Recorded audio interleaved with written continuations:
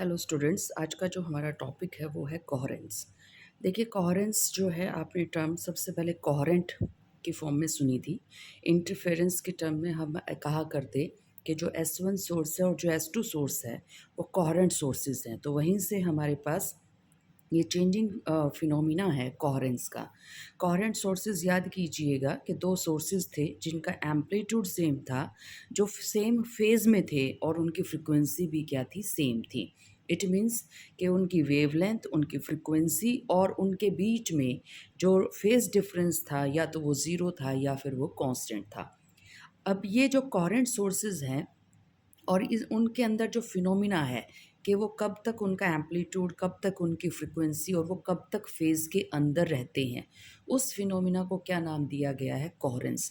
तो एक तरह से हम कोहेरेंस के अंदर मेज़रमेंट कर रहे हैं कि दो सोर्सेज आपस में कब तक फेज़ में रहेंगे। और यहाँ पर हमें एक सोर्स की भी बात कर सकते हैं कि एक सोर्स जो है वो कब तक ऐसे रेडिएशन निकालेगा जो एक जैसे हों। यानी कि मान लीजिए कि कोई आपके पास सोर्स है and it is emitting the electromagnetic radiations, light source है। तो हमने मान लिया कि ज़ीरो से लेकर T1 टाइम तक उसने जो रेडिएशंस निकाले, उनकी वेवलेंथ, उनकी फ्रिक्वेंसी सेम थी। लेकिन उसके बाद जब T1 से T2 टाइम तक जो रेडिएशंस निकाले, उनकी फ्रिक्वेंसी और वेवलेंथ तो सेम थी, लेकिन उनकी फेज़ क्या हो गई, चेंज हो गई। तो ये देखिए, आज हम किस तरह से डिफ़ाइन करेंगे कि कब तक कोई सोर्स कोहेरेंट होगा या कोहेरेंस का फिनोमिना शो करेगा। तो कोहेरेंस एक मेज़र है extent of phase correlation which exist in radiation field. अब देखिए, लाइट है आपके पास। Light, it is a combination of electric field and magnetic field. They are perpendicular to each other. तो हमें पता है कि इलेक्ट्रिक फील्ड है, क्रस्ट ट्रफ की फॉर्म में, ट्रांसफर वेव्स की फॉर्म में। मैग्नेटिक फील्ड है, क्रस्ट ट्रफ की फॉर्म में, ट्रांसफर वेव्स की फॉर्म में मूव करेगी। तो यहाँ पर हमें इन्हीं वेव्स के बारे में बात करनी है, इन्हीं फील्ड्स के बारे में बात करनी है कि ये फील्ड्स कब तक एक दूसरे के साथ या फिर कब तक खुद एक फेज के अंदर रहती हैं। तो कोहेरेंस जो है आपका एक फेज कोरिलेशन है। को कहाँ पर ढूंढेंगे आप इस फेज कोरिलेशन को? रेडिएशंस के अंदर देखेंगे।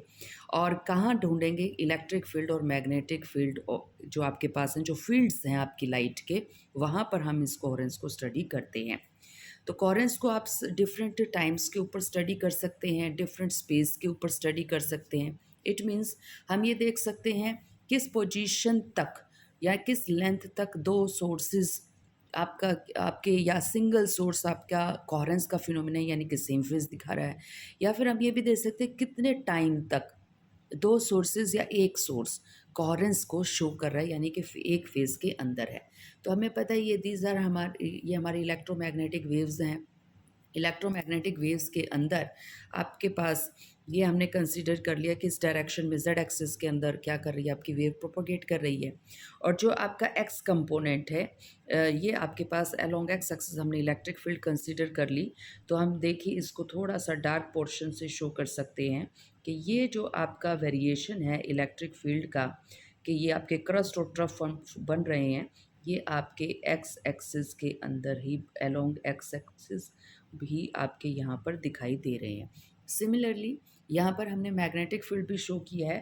तो this is your magnetic field. ये आपके पास आपका मैग्नेटिक फील्ड है अलोंग वाई एक्सिस। तो देखिएगा यहाँ पर हम इनको, ये मैग्नेटिक फील्ड है हमारे पास। तो मैग्नेटिक फील्ड अलोंग हमने वाई एक्सिस इंडिकेट किया है कि उसकी जो चेंजेस है वो अलोंग वाई एक्सिस है। तो this is your electromagnetic waves. Light को आप इस तरह से इंडिकेट करेंगे। और कोहेरेंस, जो इंटरफेरेंस का फिनोमिना है, वो कोहेरेंट सोर्सेज या कोहेरेंस के फिनोमिना से एक्सप्लेन करते हैं। तो इसका मतलब मैक्सिमम केस में हम विजिबल लाइट की ही बात करेंगे। तो रेंज आपको पता ही है विजिबल लाइट की।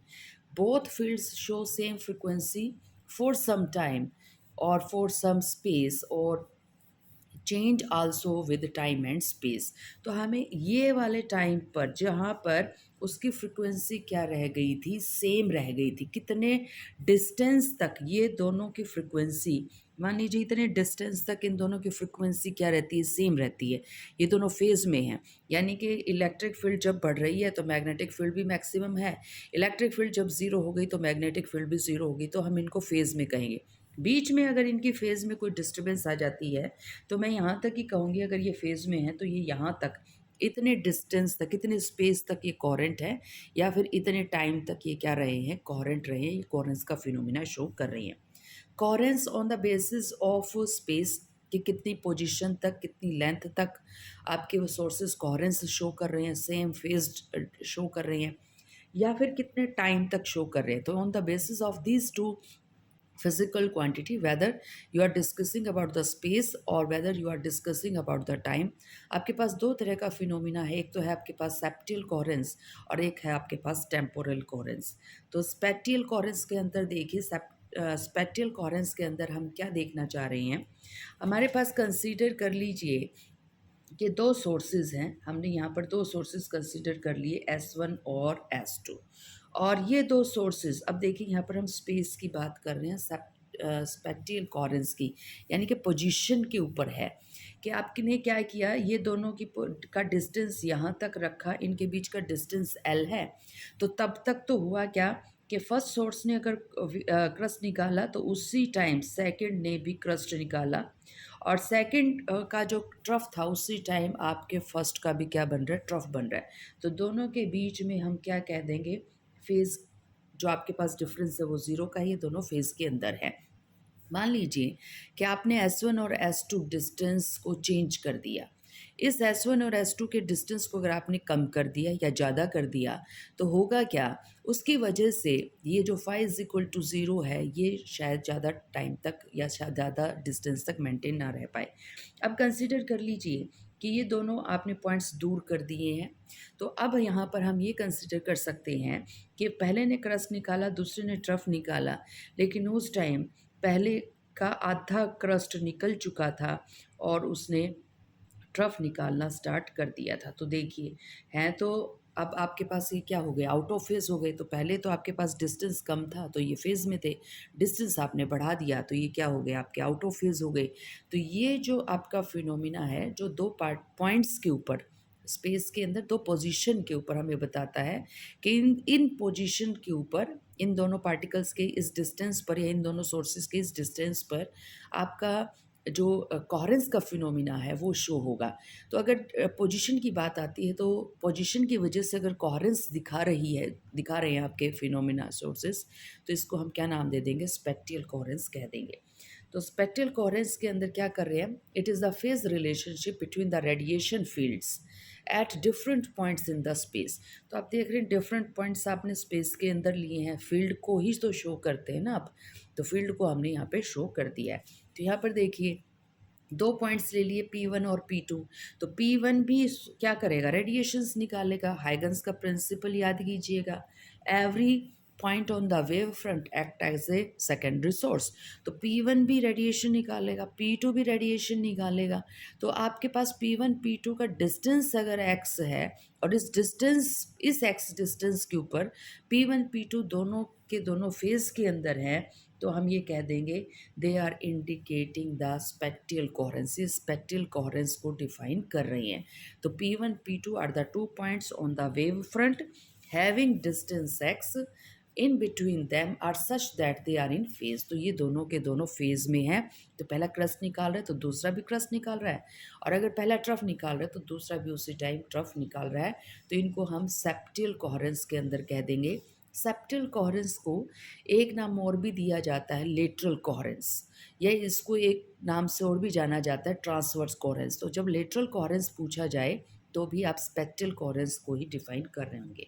तो ये देखिएगा, एस और एस डैश के बीच का डिस्टेंस डी है, और इस टाइम ये देखिए डी डिस्टेंस के ऊपर ये जब तक मूव करेंगे तब तक ये किस में रहेंगे, फेज के अंदर रहेंगे, या कहिए इन दोनों के बीच में जो फेज का डिफरेंस है वो कितना होगा, आपका ज़ीरो होगा। It is the measure of the minimum separation across the wave from where two waves remains coherent. तो डी क्या हो गया, मिनिमम सेपरेशन है। मिनिमम सेपरेशन किस चीज़ का है, दो वेव्स का है। कब क्यों लिया गया यही वाला सेपरेशन, क्योंकि इस सेपरेशन से अगर हमने थोड़ा सा ज़्यादा सेपरेशन कर दिया तो सोर्स कोहेरेंट या कोहेरेंस नहीं दिखा पाएंगे, ये कोहेरेंट नहीं रह पाएंगे। इनकी वेवलेंथ, इनकी फ्रिक्वेंसी और इनका जो फेज़ है वो आपस में क्या नहीं रह पाएगा, कांस्टेंट नहीं रह पाएगा। तो ये फेज़ में कब तक है? जब तक डी डिस्टेंस से कम में है तो भी फेज़ में है, लेकिन डी डिस्टेंस से अगर आपने डिस्टेंस ज़्यादा कर दिया, they will become out of phase, वो आउट ऑफ फेज़ हो जाएंगे। उसके बाद एक एग्जांपल से हम इसको समझा भी सकते हैं। आप याद कीजिएगा यंग्स डबल स्लिट एक्सपेरिमेंट में हमारे पास एक सोर्स हुआ करता, आगे कार्डबोर्ड हार्डबोर्ड लगा के 2 पॉइंट्स या 2 क्या ले लिया करते स्लिट्स। तो ये भी क्या किया करता, एक हाइगन प्रिंसिपल याद कीजिएगा, ये एक वेव फ्रंट की तरह काम करेगा, ये भी एक सोर्स की तरह ये भी वेव फ्रंट निकालेगा, और तुम्हें पता है सुपर इम्पोज करके ओवरलैपिंग हो जाएगी हमारी एनर्जी की, और यहाँ पर हमें क्या मिलता था, सेंट्रल मैक्सिमम मिल जाया करता। उसके बाद आपको पता है मिनिमम मिलता है, फिर आपको मैक्सिमम मिलता है, फिर मिनिमम मिलता है, फिर मैक्सिमम मिलता है। और सेम प्रोसेस आपको कहाँ मिलता है, ऊपर की तरफ भी मिलता है, कि आपके पास मिनिमा हो गया, डार्कनेस हो गई, और क्रस्ट के ऊपर क्रस्ट गिर गया तो आपको, या ट्रफ के ऊपर ट्रफ गिर गया तो आपको ये पीक्स मिल जाएंगी, और क्रस्ट के ऊपर ट्रफ अगर गिर गया आपके इन दो सोर्सेज का, तो आपको पता है ये वैलीज आपको यहाँ पर मिल जाएंगी। तो यहाँ देखिए कॉरेंस को कैसे, स्पेक्ट्रल कॉरेंस को कैसे डिफाइन करेंगे। तो ये आपके दो सोर्सेज हमने कंसीडर कर लिए। अब तक S1 S कहा करते, लेकिन अब तो हमने S1 S2 तो स्लिट से बता दिए, ये स्लिट्स हैं। तो ये दो सोर्सेज हैं S डैश और S। तो S डैश और S जो है इनके बीच का डिस्टेंस सेल है, और ये इस तरह से डिस्टेंस सेल है कि ये दोनों फेज में हैं। यानी कि एस डैश जिस टाइम क्रस्ट निकाल रहा है उसी टाइम एस ने भी क्रस्ट निकालना, उसी पोजीशन पे क्रस्ट निकालना स्टार्ट किया है। तो अब ये देखिए, ये दो सोर्सेज नज़र थोड़ी आएंगे, आपको तो लगेगा एक ही सोर्स है, भी एक ही तरह के रेडिएशन आ रहे हैं। S1 S2 के ऊपर भी कोई खास फर्क नहीं पड़ेगा, क्योंकि एस डैश और S, they are emitting same frequency of radiation, same wavelength, and the radiations have same phase और या constant phase है। तो S1 S2 में बिल्कुल वही होगा जैसे ऊपर हमने समझाया था। यहाँ पर हमें क्या मिल जाएगा, यहाँ पर हमें स्क्रीन के ऊपर हमें क्या मिल जाएगा, यहाँ पे इंटरफेरेंस का फिनोमिना, हमें डार्क ये आपकी पीक्स और वैलीज मिल जाएंगे, यानी कि ब्राइट फ्रिंज और डार्क फ्रिंज यहाँ पे मिल जाएगी। लेकिन अगर बाय चांस एस डैश और एस के बीच का जो डिस्टेंस एल है वो इस तरह से सेट किया गया है कि ये आपस में कोहेरेंस फिनोमिना शो ना कर पाए। तो अगर कोहेरेंस का फिनोमिना शो नहीं हो रहा है, तो आपका एस डैश अगर क्रस्ट निकाल रहा है तो हो सकता है एस उस टाइम आधा क्रस्ट निकाल चुका हो। तो it means they are not longer in phase, ये फेज के अंदर नहीं है। तो अगर फेज के अंदर नहीं है तो यहाँ पर S1 और S2 को भी कोहेरेंट सोर्सेज नहीं मिलेंगे, या कोहेरेंट रेडिएशंस नहीं मिलेंगे, क्योंकि ये दोनों ही फेज में है, तो ये लाइट तो यहीं से जा रही है इनके पास। तो अगर ये दो सोर्सेज S1 और S2 कोहेरेंट नहीं है, तो यहाँ पर जो फिनोमिना है कि क्रस्ट को पूरा ट्रफ कैंसिल आउट कर दिया करता, वो तब हुआ करता जब एम्पलीट्यूड सेम हुआ करता, और ये तब हुआ करता जब आपके पास फेज़ के अंदर थे वो। लेकिन अब यहाँ पर तो आपके फेज़ के अंदर नहीं रहे आपके sources, we will get uniform illumination. आपको यहाँ पर एक बिल्कुल एक जैसी ब्राइटनेस पूरी स्क्रीन के ऊपर मिलेगी। तो यहाँ पर देखिए काम हम और भी कर सकते हैं। एस के ऊपर ही हमने एस डैश को रख दिया, और हमने कह दिया कि ये दोनों कोहेरेंट सोर्सेज हैं। अब एस डैश को सेपरेट करते चलिए, इंटरफेरेंस का फिनोमिना तो अगर मिल रहा है तो इसका मतलब अब तक ये स्पेक्ट्रल कोहेरेंस को शो कर रही हैं। अब डिस्टेंस को और बढ़ाते जाइए, एस और एस डैश को डिस्टेंस को एल कर दीजिए, you will get uniform illumination on the screen. It means S dash and S after the length L, after the separation L, they are not longer so the coherent phenomena, and they are not in spectral coherence, ये spectral coherence के अंदर नहीं है। तो S dash को हमने move किया S से, then at a distance uniform illumination is obtained, एक आपको यूनिफॉर्म एल्यूमिनेशन मिलेगा, और ये यूनिफॉर्म ब्राइटनेस जो आपको मिल रही है बता देगा कि अब आपकी सोर्सेज की कोहेरेंसी क्या हो गई है, ख़त्म हो गई है। The distance between S dash where interference phenomena vanishes is called transverse or spectral coherence length. तो ये एस और एस डैश के बीच का जो डिस्टेंस जिसको हम एल कह रहे थे, वो आपका कोहेरेंस लेंथ है। लेकिन अब कोहेरेंस कौन सी थी, स्पेक्ट्रल थी, तो इसको हमने स्पेक्ट्रल कोहेरेंस लेंथ कह दिया। इसको हमने स्पेक्ट्रल कोहेरेंस लेंथ की वजह लेटरल भी कहा था, ट्रांसवर्स भी कहा था, तो इसको आप ट्रांसवर्स कोहेरेंस लेंथ भी कह सकते हैं। तो L is equal to λd/2d। ये देखिएगा, ये टर्म्स क्या इंडिकेट कर रही हैं ये जो हमारा यहाँ पर था कि आपका लैम्डा क्या है? लैम्डा आपकी जहाँ से जो वेवलेंथ निकल रही हैं, रेडिएशंस निकल रही हैं, उनका वेवलेंथ है। आपके सोर्स से आपके स्लिट्स तक का डिस्टेंस डी है। दोनों स्लिट्स के बीच का जो डिस्टेंस है वो स्मॉल डी है। तो ध्यान दे लीजिएगा, सोर्स और स्लिट्स के बीच का डिस्टेंस कैपिटल डी है, और जो आपकी स्लिट्स थी उनके बीच का डिस्टेंस डी है, और लैम्डा आपके ये सोर्स की वेवलेंथ है, एल इन दोनों सोर्सेज के बीच का डिस्टेंस है। तो दिस इज़ द रिलेशन। आप इस तरह से भी इस रिलेशन को निकाल सकते हैं। आपको अगर लैम्डा का पता हो, दोनों सोर्सेज के बीच और स्लिट्स के बीच के डिस्टेंस का पता हो, या दोनों स्लिट्स के डिस्टेंस बीच के डिस्टेंस का पता हो, तो लैम्डा आपके पास wavelength of the radiation emitted by S and S dash, D is the separation between source and slit, and small d is the separation between slits S one and S two. अब देखिए, अगर आपने S और S dash को L distance से आगे ले गए तो स्पेक्ट्रल कोहेरेंस खत्म हो जाएगी, लेकिन एस और एस डैश को पास ले आइए, एल डिस्टेंस से कम सेपरेशन पे रखिए। तो अगर हम कम सेपरेशन पे रखते हैं, गुड इंटरफेरेंस आपको मिल जाएगा, we will get the good interference. लेकिन अगर इसी सिंबल को अपोजिट कर दिया जाए, then you will get uniform elimination. यहाँ पर हमें यूनिफॉर्म एलिमिनेशन मिल जाएगा। तो इसको फिनोमिना को हम कुछ इस तरह से भी समझा सकते थे। हम एस और एस डैश को अलग अलग लेने की बजाय, कि यहाँ पर हमने एस ले लिया, यहाँ पर हमने एस डैश ले लिया, ये दो सोर्सेज लेने की बजाय हमने क्या किया, एक सोर्स ले लिया, और इस एक सोर्स को हमने किससे इंडिकेट कर दिया, एस से इंडिकेट कर दिया। इस सोर्स का जो एपरेचर है, जो विड्थ है, वो आपके पास एल है। तो जो एस और एस डैश पॉइंट से एल आपके पास हो गई एपरेचर, तो ये एक टॉर्च कंसिडर कर लीजिए, या कोई भी लाइट सोर्स कंसिडर कर लीजिए, पॉइंट सोर्स मत कंसिडर कीजिएगा, इसकी डायमेंशंस हैं, और इसकी डायमेंशन क्या है, आपकी एल है। तो आपके पास एल एक एपरेचर हो गया जहाँ से आपकी लाइट निकल रही है। बाकी आपकी नोटेशंस वही हैं, कैपिटल डी और स्मॉल डी की। तो यहाँ से देखिएगा, ये एल आपका यहाँ था, तो इसको हम यहाँ पर क्या कर गए हैं, चेंज करवा गए हैं, थोड़ी सी शिफ्टिंग हो गई है। तो इंटरफेरेंस तभी मिलेगा जब आपका एल यहाँ पर अगर लेता है तो डी नीचे आ जाता है, तो L is very very small then this term, तो हमें इंटरफेरेंस का फिनोमिना मिल रहा है। तो अब ये देखिएगा, ये अपर्चर था आपके सोर्स एस का, एल आपके पास इसकी विड्थ हो गई। तो तुम्हें पता है कि ये एक एंगल यहाँ पर थीटा को हमने कंसीडर कर लिया, और ये ज़्यादा बड़ी लेंथ नहीं है। तो अगर बड़ी लेंथ नहीं है तो ये साइड और ये जो आपके पास डिस्टेंस है, दोनों ही किसके इक्वल हैं, अप्रोक्सीमेट डी के ही इक्वल मान के चलिएगा। तो यहाँ से देखिएगा, एंगल को जब आप डिफाइन करते हैं, प्लेन एंगल को, length of the arc divided by the radius. तो आप ये देखिए, एक तरह से ये जो डी है ये किसका काम कर रहा है, अगर इस सर्कल को आप कंप्लीट कर दें, तो एल तो आर्क का काम कर रहा है, टी रेडियस का काम कर रहा है, तो एल अपॉन डी को क्या लिख सकते हैं, थीटा। तो यहाँ पर जो हमारे पास ये था कि यहाँ हमारा एल अपॉन डी था, इसकी जगह हमने थीटा रख दिया। तो small D, that is the separation between the two slits S one and S two. Lambda आपके पास क्या है, वेवलेंथ है, थीटा आपका angle at the mid, in between the mid position of S one and S two. किससे angle आप बना रहे हैं, आप एंगल बना रहे हैं यहाँ पर हमारे लाइट सोर्स से, कि दो एक्सट्रीम पोजीशन से जब आपकी रेडिएशन वहाँ पे पहुँचेंगे।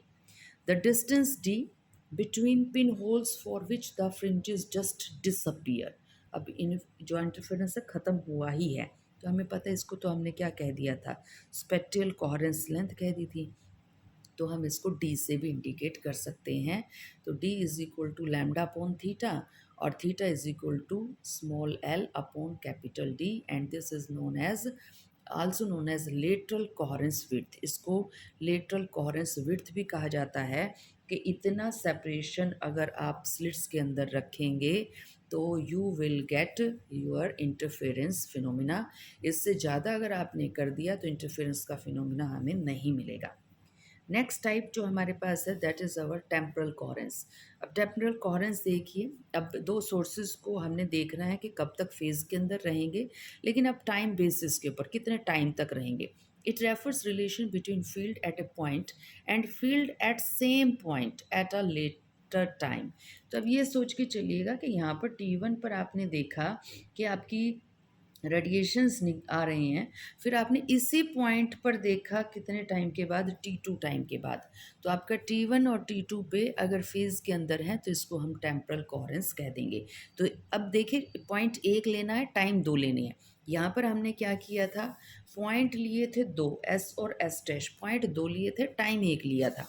तो टेम्परल कोहेरेंस के अंदर position is 1 and time is 2। 2 बार आपने देखना है एक ही चीज़ को। अब ये होता क्यों है फिनोमिना, तो हमें पता है लाइट कब एमिट होती है, जब इलेक्ट्रॉन हायर लेवल से लोअर लेवल पे जंप करें और आपका जो ये एनर्जी का गैप है वो इतना हो कि हमें विजिबल रेडिएशन यहाँ पे लैम्डा जो एमिट हो वो विजिबल रेंज के अंदर हमें मिल जाए।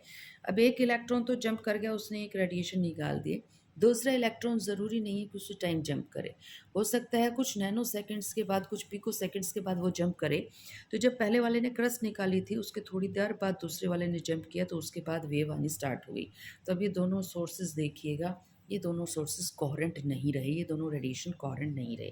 तो हमने इसको इस तरह से इंडिकेट किया है कि T1 टाइम तक जब हम एक पॉइंट को देखते रहे तो बिल्कुल फेज़ के अंदर आपके पास रेडिएशन आ रहे थे, लेकिन फिर जब T1 टाइम गुजर गया उसके बाद फिर हमने कुछ टाइम तक देखा तो फेज़ जो है जो आपका रेडिएशन है वो कुछ और ही फेज़ में चल रहा था। तो ये मान लीजिए कि ये पहला इलेक्ट्रॉन जंप कर रहा है, तो ये रेडिएशन अब मिल गया हमें कितने टाइम तक, T1 तक। ये दूसरा इलेक्ट्रॉन जंप कर गया, अब ये देखिए दोनों की फ्रीक्वेंसी तो सेम है, दोनों की वेवलेंथ भी सेम है, दोनों का एम्पलीट्यूड भी सेम है, लेकिन दोनों फेज़ में नहीं है। होना ये चाहिए था कि कुछ इस तरह से आपके पास ये आता। तो T1 टाइम तक आपकी एक वेव, 2 वेव की बात नहीं कर रहे, एक वेव आपकी किस में रही है, आपकी कोहेरेंस के अंदर, यानी कि सेम फ्रीक्वेंसी शो कर रही है, सेम फेज़ शो कर रही है। तो अब ये देखिए इतने टाइम तक ये रहा, फिर अगली वेव आ गई, T2 हो गया, फिर T3 हो गया। तो इस तरह से पढ़ तो एक ही रेडिएशन रही हैं, पढ़ तो एक ही सोर्स से लाइट रही है।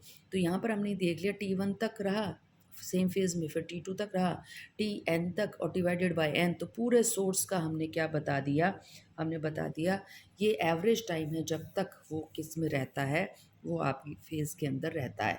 The average time for which wave have a definite phase called coherence time.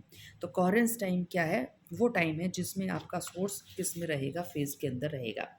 The distance travelled by the light in time TC, टोसी कह दीजिए, कोहेरेंस टाइम में जब तक वो मूव करता है उस टाइम को तो कोहेरेंस टाइम कर दिया। अब कितनी लेंथ, आपको पता है length is equal to velocity into time taken.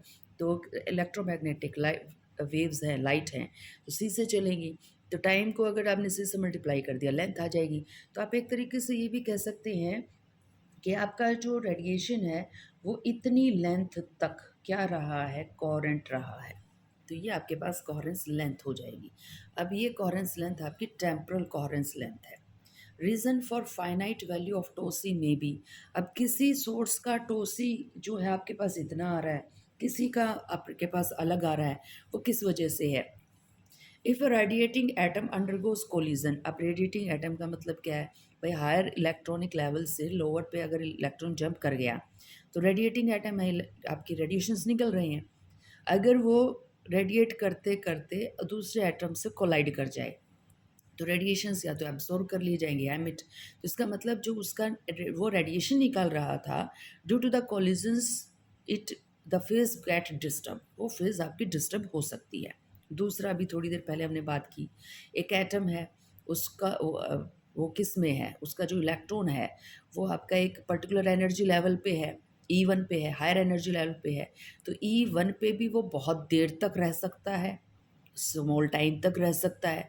यानी कि 2 इलेक्ट्रॉन अगर E1 पे हैं तो उनका टाइम पीरियड उस इलेक्ट्रॉनिक शेल में रहने का, स्टे करने का एक जैसा नहीं होगा।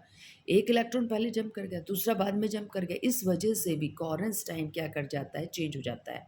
N atom has a finite life time in the energy level from which it drops to the lower energy level which while radiating जब ऊपर से नीचे जंप करेगा तो रेडिएशंस तो एमिट होंगे ही होंगे। तो temporal coherence is also called longitudinal coherence. Band width का टेम्पोरल या कहिए कोहेरेंट टाइम से क्या रिलेशन है, delta nu, that is the frequency difference, और ये किसके बराबर है, 1 अपॉन द कोहेरेंस टाइम की इक्वल। अब कोहेरेंस टाइम जो है हमारी लेज़र्स का ज़्यादा होता है as compare to the ordinary light source. Ordinary light source के अंदर जो आपके इलेक्ट्रॉन्स हैं वो क्या कर रहे हैं, साइमल्टेनियसली एमिशन दिखा रहे हैं। और जबकि लेज़र के अंदर स्टिमुलेटेड एमिशन है, स्टिमुलेटेड एमिशन में जो रेडिएशंस होती हैं वो अप्रॉक्सीमेट आपकी सेम वेवलेंथ और सेम फ्रिक्वेंसी और फेज़ के अंदर होते हैं। जबकि ऑर्डिनरी लाइट के अंदर जो रेडिएशंस आपको मिलते हैं दैट आर स्पॉन्टेनियस एमिशंस, और उनके अंदर आपकी वेवलेंथ, फ्रिक्वेंसी और फेज़ सेम नहीं रह पाती है।